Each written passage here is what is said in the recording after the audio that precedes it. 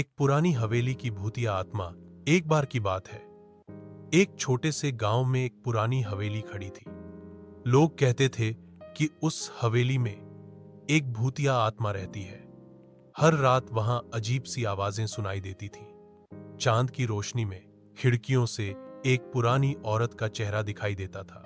एक दिन रवि नाम का एक लड़का अपने दोस्तों के साथ उस हवेली की तरफ गया। उसने सोचा था कि ये सिर्फ अफवाहें हैं, लेकिन जब उन्होंने हवेली में कदम रखा तो एक भारी सी ठंडी हवा उनके चेहरे पर पड़ी। रवि ने अपने दोस्तों से कहा, कोई बात नहीं, चलो अंधेरे में कुछ मजेदार ढूंढते हैं। जैसे ही उन्होंने एक पुरानी किताब उठाई जो जमीन पर रखी थी, हवेली के कोने से एक भारी आवाज आई, वापस चलो वरना तुम कभी यहां से निकल नहीं पाओगे।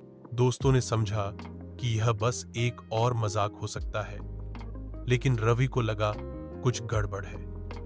उसने कुछ और पढ़ने का सोचा और फिर से आवाज सुनाई दी। इस बार यह आवाज ज्यादा गहरी थी और रवि ने देखा कि एक पुरानी औरत उनके सामने खड़ी थी, जिसका चेहरा आधा जल चुका था।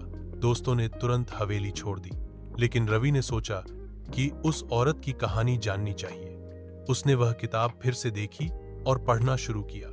किताब में लिखा था कि जो भी इंसान उस हवेली में घुसकर उस औरत के चेहरे का सामना करेगा, वह कभी भी बाहर नहीं आ सकता।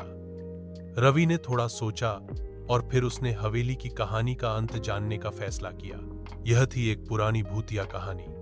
क्या आपको और चाहिए?